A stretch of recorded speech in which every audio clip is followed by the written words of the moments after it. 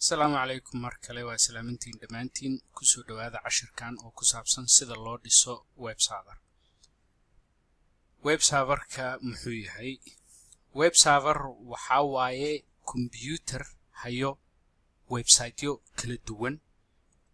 او مركاس مركي قفكا ومقع ويب سايت كجليو كمبيوتر كا لوسو دوناناي او با ويب سايت اي كنو شهايو اي دقنتهاي ويب سايت بيجكي سيرفركا ودحيال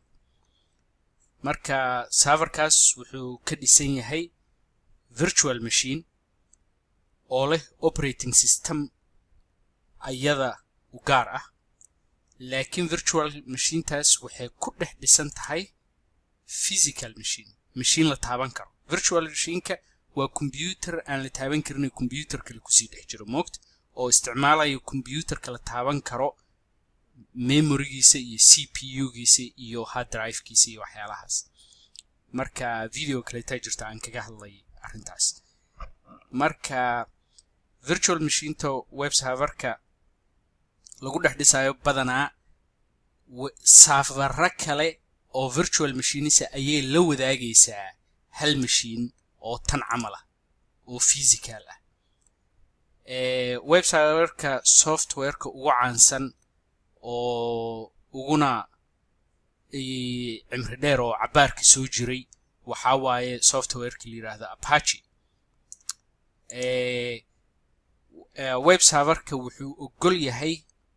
in la soo galo machine-ta oo lagu soo galo TCP port 80 iyo port 443 marka 443 waxa loo isticmaalaa website-yada secure-ka ah sida website-yada dhaqaalaha iyo waxyaalahaas ku taxalluqo laakiin baryahan dambe xataa website-yada caadiga ah oo aan dhaqaalaha iyo waxaas ku taxalluqin ama wararka kuwa ah baablaba inay isticmaalaan maadaama internetka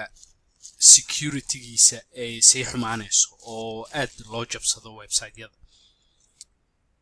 marka web server-ka waxa lagu maamulaa application la yiraahdo SSH oo markaasna loo isticmaalo ayadoo la soo galayo TCP port 22 marka markii uu rabo qofka inuu wax ka bedelo web server-ka ay wuxuu isticmaalayaa application-kan SSH la yiraahdo application-kaasni wuxuu ku soo galayaa server-ka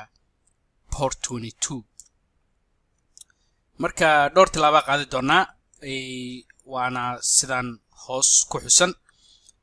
waxaa download gareynaynaa soo dejinaynaa operating system-ka waxaan isticmaali doonaa Ubuntu server waa free laakiin web server kale way jiraan sida maxaa la dhihi jiray Microsoft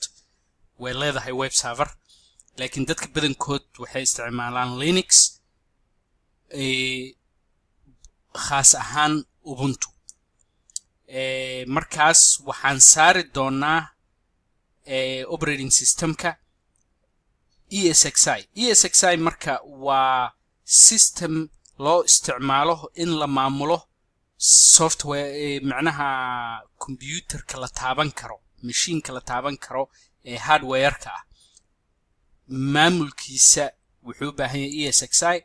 wuxuuna ku ogolaanayaa inaa machine-tan halka xaba ah kor saartid dhowr machine oo virtual ah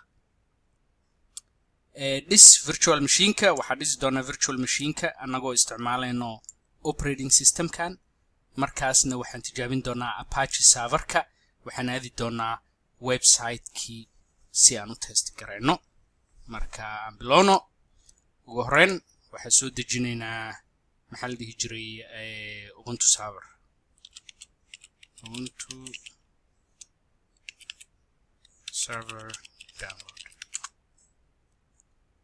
so wakana Ubuntu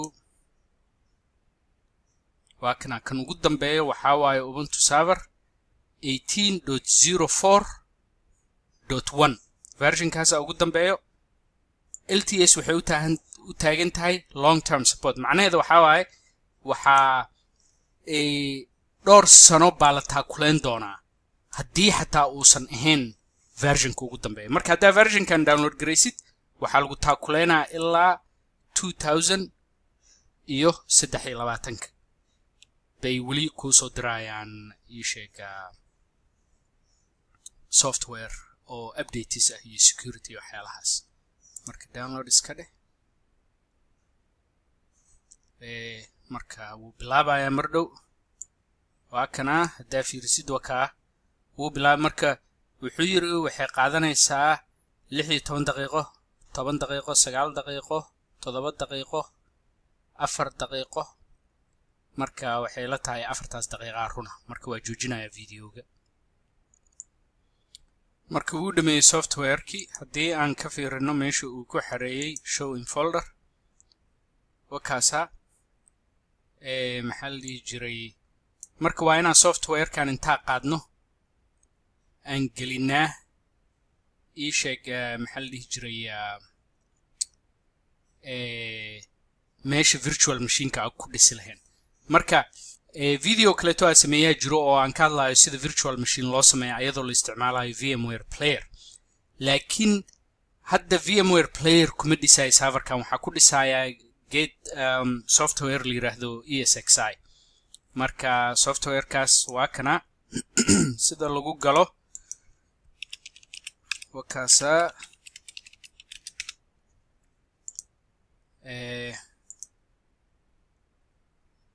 marka software-ka waa inaan inta ka qaado laptop-kaygan aan dhex geliyo server-ki physical server-ki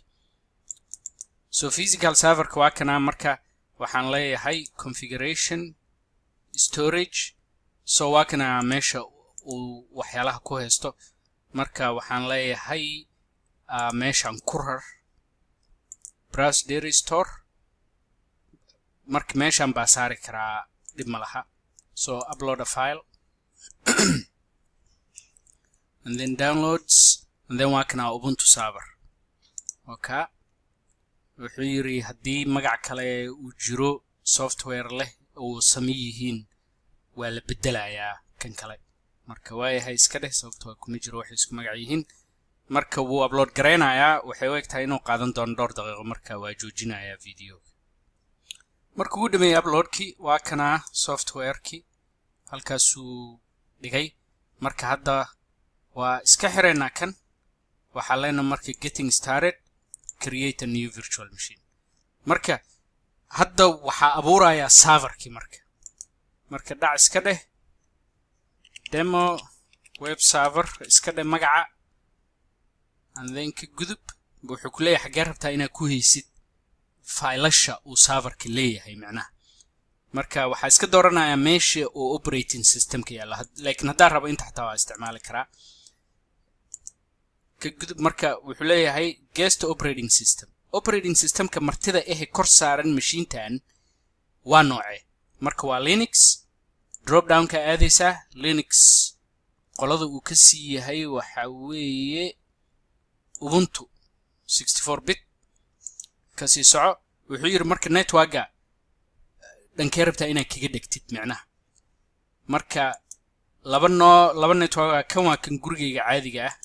marka kanna waa labka marka labka ku jireena dhac ka seede wuxuu yiri marka space-ka uu u baahan yahay waa 16 gigabytes marka ma waxa rabtaa space-kaas oo dhan inuu hadda wada qaato mise inuu tartiib ugu fido marka ani inta doortaa markasto tartiib ugu fid baa dhaha sababtoo hadaa hal mar siisid waxaas dhan hadduu xiranaya marka maadaama uu laab yahay mar raba inuu wax iga qaato sababtoo waxa laga yaabaa inaan ku noqoninba machine-tan mar dambe moogta marka waxaan iri tartiib ugu fid 16 gigabyte laakiin web server runa hadaa dhisaysid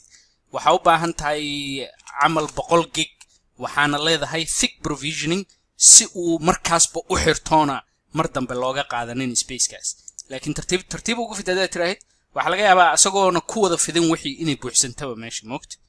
marka wakaasa ka sii soco marka waxaas dhan uu dhameystiray wuxuu yiri wuxuu ku dhex jiraa cluster-kan magaciisa wakaasa operating system-ki wakaasa martida guest-ga kor saaran maxal dhigi jiray provisioning-ka waa iska thin tartiib ugu fid virtual disk-gani meesha size-ka uu dhiganayo wixiis waa 16 gigabyte marka sheekada intaan kuma eg sababtoo ah operating system maadan siin waa un doorata nooca moogi maadan siin wali marka inta dooranaysa waxa leedahay edit virtual machine settings before completion continue so wuxuu ku siinayaa hadda more options marka memory-ga waxa iska siinayaa 1 gig laakiin hadda dhisaysid web server run ah memory-ga waxay ku xiran tahay hawsha uu qabanayo haduu yahay web server video yaal hayo memory badan u baahan tahay iyo CPU-ga ina ziyaadiso macnaha ku dartid wax soo ma jeedid laakiin waxa ugu muhiimsan meeshan waxa waaye new CD DVD meeshaas sababtoo ah waa ina uga dhigtid inuu operating systemka DVD kala soo baxayo laakiin waa ISO file marka ISO file baa ayaa leedahay connect at power on daar baad leedahay oo ku dhaji CD-gan markii uu daarmo virtual machine haddii kale ma helayo wixii uu isku kicin lahaayo macnaha ii sheeka to power on waka marka browse data store 1 ayaan ku dhex jirnay waana kana operating systemka aan download garayno markaas waka dooro marka wax kasta caadi waa connect power on data store wakaas meelahan ha ka walwalin waxaan waa automatically asaga doortay mar hore marka finish baa leedahay so waka jawood is so majid virtual machine create virtual machine completed so majid jawood dhameeyay hadda markii ka dhex raadisay virtual machiniski waa tana laakiin ma daarna Soomaa marka videogan intaana ku jiraaya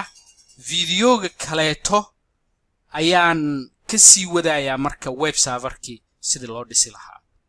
waayahay waa mahadsantihiin inaad fiirsateen wassalaamu calaykum